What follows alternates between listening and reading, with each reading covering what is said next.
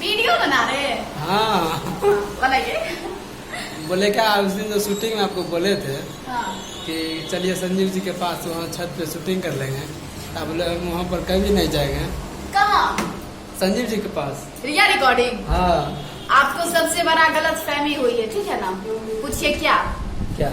हम ये बात बोले थे थोड़ा गाना में उटपटांग शब्द लिया था, और इसलिए कैसे भी हमारे संजीव सर हमारे गुरु जी है, ठीक है। हमारा लाइफ का जर्नी स्टार्ट अगर कहीं से हुआ तो वो रिया रिकॉर्डिंग स्टूडियो से हुआ है, ठीक है।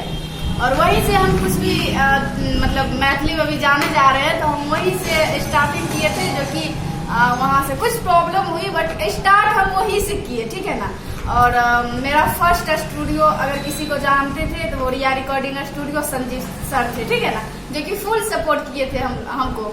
लेकिन वहाँ से कुछ नहीं हो पाया, बट फिर भी हम उनका इज्जत करते हैं, और पूरा मैथिली में हम कहीं भी काम करते हैं तो सबको पता होगा, हम सबको बोलते हैं। हम कहीं से अगर काम स्टार्ट किए हैं तो वो रिया रिकॉर्डिंग स्टूडियो से किए हैं, ठीक है।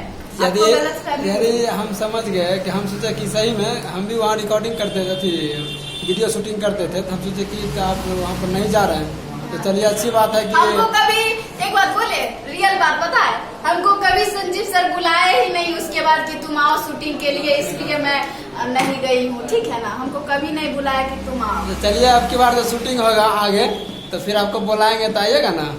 क्या बात करते, संजीव सर बुलाए और हम ना जाए, ऐसा हो ही नहीं सकता है।